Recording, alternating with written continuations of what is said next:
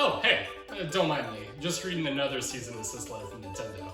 Apparently they caught wind I've been bottling my own water and decided to claim ownership. Guess that old IGN review really got to their heads, huh? I'm hoping I can get around it with a little creativity. Maybe a simple rebranding will help keep their lawyers away. Foolproof. Remember simpler days when anyone could look at a controller and guess, yep, that's for controlling a plumber? Back in 1983, the video game industry was on the verge of collapse, with titans like Atari going so far as to bury hundreds of thousands of games in a New Mexico landfill to curb the bloated surplus they'd helped create. It would take some time for consumers to regain trust and interest in the industry, and if there was any one game that could be credited with saving the medium, it was Super Mario Bros. For the NES. This was a game that exuded quality, polish, and content on a scale never before seen on a home console. It was simple to pick up and play, sure, but the nuance of the physics and the simple pleasure of stomping on Goombas and reaching the end of 32 handcrafted and well thought out levels made this a delight for newcomers and veterans alike. That magic and explosive popularity stuck with the series for the entire NES trilogy, and, in my humble opinion, finally peaked with the SNES launch title, Super Mario World. This is my favorite 2D Mario. It's not a particularly difficult game, especially since the Cape Power trivializes a lot of the platforming sections, but the joy of exploring an interconnected world map where so many levels could have secret exits that changed which level or even which world you visit next make this game the definitive marriage of moment-to-moment platforming bliss and exploration and discovery. It's such a magical game, whether I'm doing a 100% run or just speeding to the final boss in 15 minutes using all the shortcuts. However, with the dawn of the Nintendo 64, 3D games were here to stay, and who better to start the revolution than with Super Mario 64. Now, despite the shift to more sandboxy level design, I think a lot of the core Mario formula still applies here. More than anything, movement is a treat, with Nintendo once again proving their mettle at simple to learn but nuanced to master gameplay. I wouldn't say it's quite as intuitive though. I mean, with 2D Mario you had to figure out a run button, sure, but now I have to learn how to triple jump? It was clear that 3D gaming wasn't going away though, with Nintendo's 2D games mostly being relegated to their handhelds instead.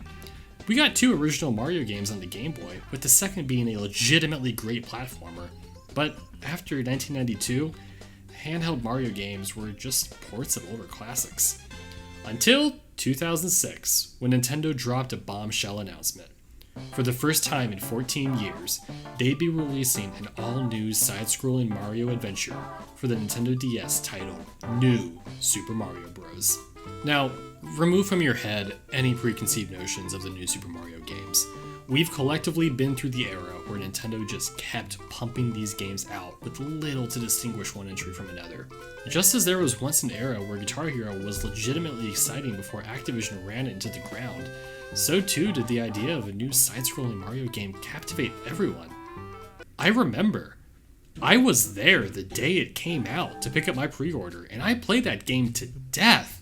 I ran through it countless times, addicted to how it merged the left-to-right simplicity of the Mario games of old with the more modern moveset of 3D games. You could jump off walls, and you could even do a triple jump. How cool was that? Just like Super Mario World, I also love the myriad of secrets to find, especially how 2 entire worlds were locked behind beating certain bosses with a mini mushroom in order to fit into a small gap that appeared afterwards.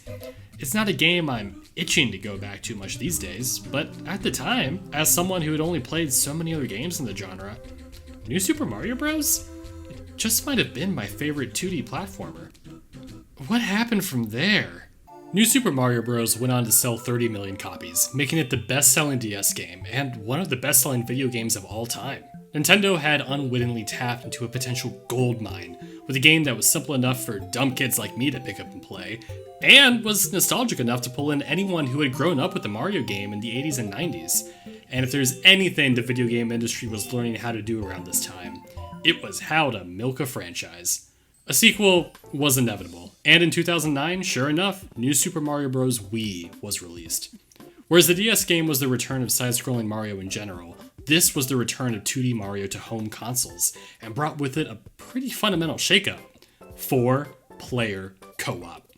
Aesthetically, the game was very similar to its DS counterpart, but its focus on couch multiplayer gave it some semblance of identity, and the sales figures gave Nintendo every reason to believe, yeah, we should keep pumping these out. And that's how we got 2 more of them within 3 months of each other. New Super Mario Bros. U was poised as the big first-party launch title for the Wii U, but it was severely held back by competing with another game in the same series on an already available handheld. It didn't help that the marketing for these games made it clear they were just the same games and the same series. They seemed less like big steps forward and more like level packs, reusing the same assets and music we've known for years at this point. I mean, just at a glance, there's not much for a game like New Super Mario Bros. U to call its own compared to the other games. Boost mode! Boost mode! Okay, before we talk about boost mode, let's bitch about some other controller nonsense. Part of the appeal of New Super Mario Bros. Wii was that you could just hold the Wiimote on its side and BAM! You got yourself a nice little NES controller. I can't tell the difference. This was a smart move on Nintendo's part to emphasize the new co-op play. See, I knew plenty of families growing up who didn't have multiple nunchucks, but at least had multiple Wii remotes, which helped to establish this game as a premier multiplayer experience most households could enjoy. Nintendo took the same approach with Mario U, allowing players to use their Wiimotes from the previous generation for more couch co-op goodness. This was actually really clever, especially for a launch title. It's always annoying getting a new multiplayer game at launch and having to buy extra controllers for it, but with this one, you could just bring along your old Wiimotes and have a grand old time with your siblings or friends. Here's the problem though. Mario U was meant to be the big launch title for a new system that was defined by its new controller. Nintendo needed to prove that their bold new experiment had merit by implementing it in as many clever ways as possible. How would Nintendo implement this in a game whose primary control scheme was the Wiimote? Boost mode! Boost mode! Alright, let's talk about boost mode. Nintendo had to jam some gamepad gimmick into the fold, so if you're playing Mario U co-op, you can have up to 4 players running and jumping along as Mario, Luigi, Thing 1, and Thing 2, while a 5th player can tap the gamepad with a stylus to produce extra platforms. Hope that was worth a 3-hour battery life. I don't doubt that there isn't some fun to be had here, with the gamepad player actively choosing to be a help or a hindrance based on where they put these platforms. I mean, hell, I could even imagine a speedrunning community built around this, where a Wiimote player and a gamepad player work together to literally build an optimal route through every level. But this is very much a minor gimmick. It didn't do nearly enough to sell anyone on the idea of upgrading to the Wii U back in 2012. But what's really frustrating is that this is the only way to play co-op with the gamepad. That's right, if you're playing by yourself, you can use the gamepad to play through the game normally as Mario. But if you want to do co-op, the gamepad player has to be doing boost mode instead of just controlling a character. This is ridiculous. It means if you have the gamepad and just a single Wiimote lying around, you can't just do the normal 2-player co-op mode. And hey, while we're complaining about controller compatibility, I find it really odd this game doesn't support the original Wii Classic controller. I have an SNES Classic whose controllers can plug into the Wiimote to be used as Classic controllers, and it feels like it would be perfect here. But nope, not supported. For a game that on the surface pretends to be super flexible with whatever controllers you have lying around, even from the last generation, there's a surprising amount of restrictions here that just leave a bad taste in my mouth. Alright, that's enough bitching about controllers. What about the presentation? Well, looking at the first level, yep, that sure is a Mario game, alright. It's got a plumber in overalls trouncing Goombas and dashing across grassy plains at a crisp 60 frames per second. That frame rate is something I generally do commend about the Wii U era. Back when the Xbox 360 and PS3 brought HD gaming to the masses, a lot of big budget games didn't always run the greatest, at the expense of showing off the crisp lines of sweat across your slain enemies' foreheads. Nintendo may have been a generation late for the HD revolution, but they still came out swinging with high frame rates for most of their biggest exclusives. However, while later Wii U games had plenty of details on the models and environments in spite of the frame rate, New Super Mario Bros. U, it just doesn't look all that great. Outside of character models, which honestly still look like Wii characters, most of the game's visuals is comprised of layered 2D images. The ground, the background, hell, even the acorns in the opening cinematic. This is keeping in line with the New Super Mario aesthetic established back in 2006, sure, but here's the thing. That combination of 3D characters on a 2D art style looked genuinely nice on the DS's more limited hardware, but for a flagship title for the launch of Nintendo's first HD console, it honestly looks kinda cheap, like I bought a Wii U to look at some rotating JPEGs. It doesn't help that the art style just feels so uninspired. A lot of the level themes are pretty generic Mario fare. You got your grass world, your desert world, your fire world, etc. This was an era when Nintendo was often criticized for playing it safe with their franchises, refusing to add new characters or elements in favor of just recycling what had already been established for decades. However, even those constraints doesn't mean the game can't have personality. I mean, look at Super Mario 3D World. Most of what it has to offer is technically, yeah, pretty standard Mario fare, sure, but the game is still bursting at the edges with creativity, personality, and passion. It's got a big band-style soundtrack, it's got level ideas you'd never have thought of. It still manages to find the wiggle room to explore fun themes like a wild carnival aesthetic. But New Super Mario Bros. U? It just doesn't have that. There's really nothing for it to call its own with one glaring exception: Painted Swampland. This Van Gogh Starry Nights inspired level ending with a giant impressionistic Bowser looming overhead is the one level anyone remembers from this game. And as excellent as it is, the fact that it's the only level in the entire game that's willing to take a chance and claim some identity just makes me sad knowing what could have been. I want a Mario game designed by an art history major, damn it!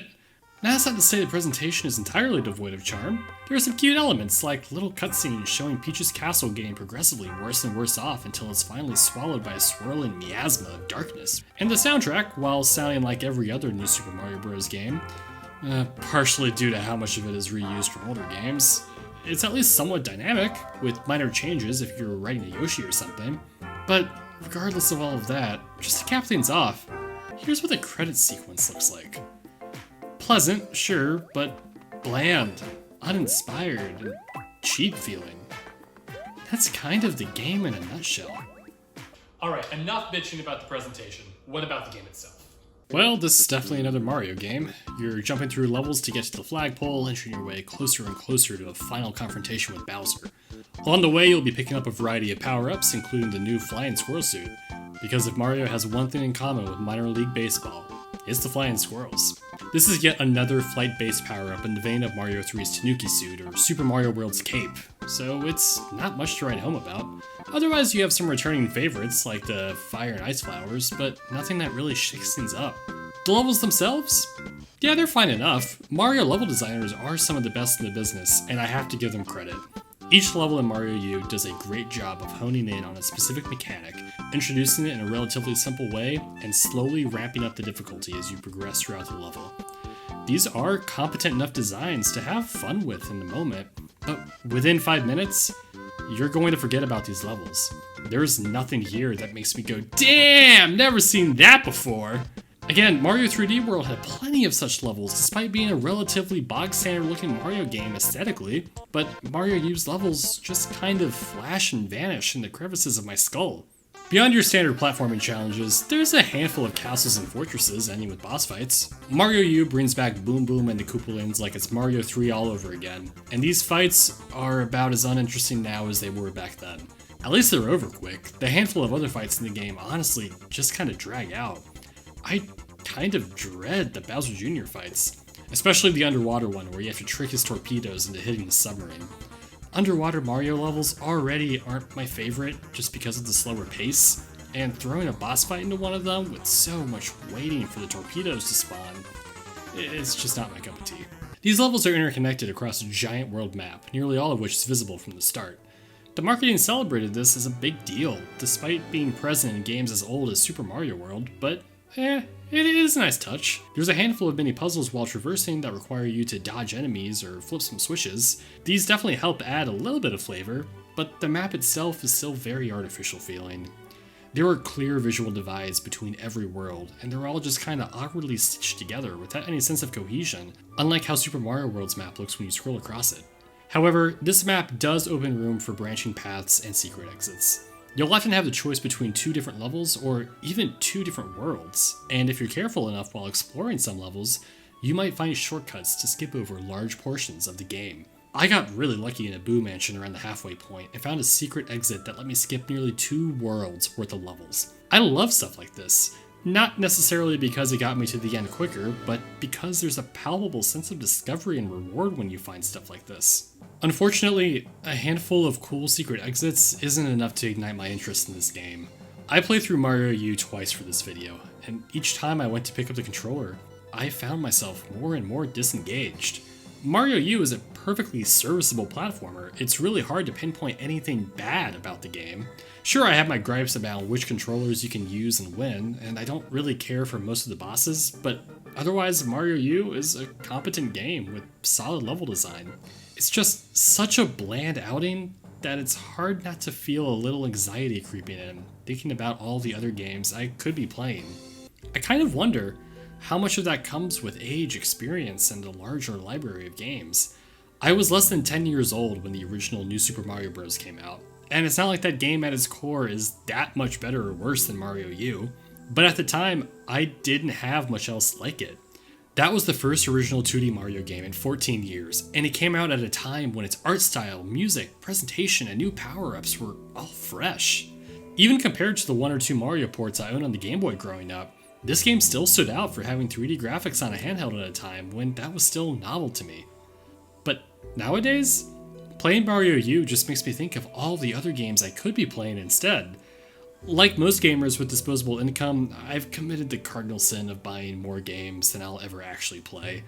And that anxiety to work through something in the backlog just spikes more and more whenever I spend time playing something that just feels good enough relative to what I could be enjoying. I mean, for God's sake, I bought an NES recently with the original Mario trilogy, none of which I've ever fully beaten, and I'm spending time with this instead?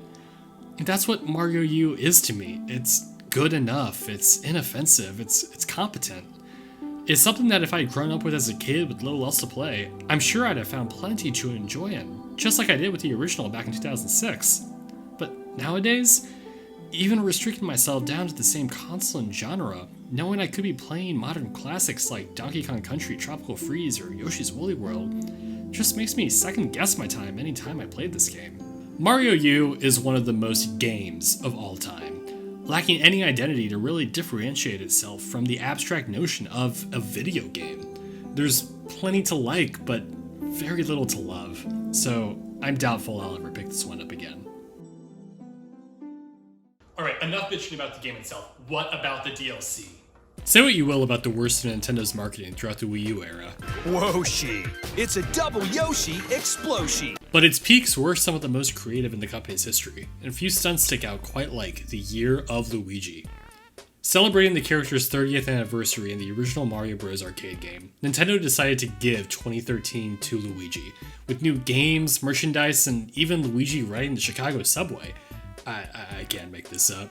All appearing from the arbitrary dates of February 14th, 2013 to March 18th, 2014. Yeah, you thought leap years were confusing. You ever try explaining Luigi years to Grandma? During the campaign's announcement in early 2013 Nintendo Direct, Satoru Iwata announced that New Super Mario Bros. U would be getting a massive DLC campaign in the form of New Super Luigi U. That's right, Mario is absent. No bros this time. Luigi is on his own to set out and rescue Princess Peach. Why she wasn't replaced with Daisy? Who knows. This was honestly such a clever piece of DLC. The game would reuse the same world map as before, but every level would be recreated from the ground up, with new gimmicks and with Luigi's physics in mind. See, compared to Mario, Luigi is more slippery, he jumps a little bit higher, and he's a bit floatier in the air. This was basically an entire sequel worth of new content being offered up for just $20. Really not a bad deal at all if you were a fan of the original game. But I'm not really a fan of the base game. It just makes me think of everything else I could be playing instead. Was Luigi U going to make me feel just more of the same? Oh my god, Luigi U is so much better. The way Luigi U reuses and remixes elements from the base game make it feel less like a sequel and more like an official ROM hack. But it is so much more enjoyable than the base game for me. Now, easily the biggest change is the level length. While every level in the base game has a corresponding version of Luigi U, these levels have been shortened to have no checkpoints and all have a 100-second timer. Hearing at the beginning of each level gives the entire game such a sense of speed and urgency, even though most levels can be comfortably completed well in advance of time running out. This leads to me playing each level like I'm poorly speedrunning it. Even though the levels are so short, I can still comfortably clear them well in advance of the death by timer. This one change dramatically improves the pacing of Luigi U. Blazing through levels so quickly one after another feels like I've returned to the heyday of my favorite old school platformers like Donkey Kong Country.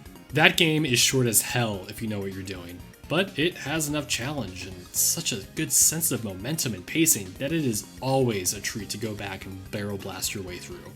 Luigi U has those same elements. I played through it a second time for this video, which was my fourth time going through this game's world map, but none of that anxiety I talked about earlier came back. In fact, this playthrough, it was all in a single 3-hour sitting. I only stopped for bathroom breaks and to heat up some dinner. I was loving every second of it. The bizarre thing is, Luigi U shares so many of the same flaws that plagued the base game. Everything I said earlier about the generic art style, the reused music, the dull bosses, the weird controller limitations. All that is still here, but it's salvaged by some sense of identity thanks to its fun Luigi gimmick, which not only changes up the physics, but also includes a hidden Luigi reference in every stage. The level design also just feels a lot sharper. Take any level in the base game and compare it to the Luigi U counterpart. For example, this level introduced large enemies and blocks, a cute nod to World 4 of Mario 3, but Luigi U heightens the tension by removing most of the floor, and forcing you to swing from vine to vine like it's mother heckin' Donkey Kong Country! I won't pretend any stage gimmick in Luigi U made me scream, "Damn, never seen that before!" But I always felt actively engaged, yelling at my TV whenever I died and cheering when I finally hit the flagpole. Playing Mario U is like drinking water. It's a bland but serviceable way to quench your taste, but oh, Luigi U is like sipping on a nice orange vanilla polar seltzer water. It's still 0 calories, it's still lacking a little bit of flavor, it's still not reaching the heights a nice beer or cocktail or hell even a soda can give you, but damn, does it still have enough flavor to relish and enjoy. Considering you can find the two games bundled together for either the Wii U or the Switch, I can at least give it a hesitant recommendation. You're definitely getting a healthy amount of 2D platforming content if that's your thing, but the real star of the show is definitely Luigi U, which, with its shorter runtime, is probably only about a third of the overall package. If that appeals to you, go for it, but these certainly aren't the best 2D platformers the Wii U had to offer. While Luigi U nailed great level design in spite of a bland presentation, we'll be taking a look in future episodes at games like Donkey Kong Country Tropical Freeze and Yoshi's Woolly World, which both mashed excellent level design with a strong sense of presentation and visual cohesion to back it all up. Until then, stay hydrated. It's my lawyers. Hello? Alright, great. I did not think that through. Foolproof.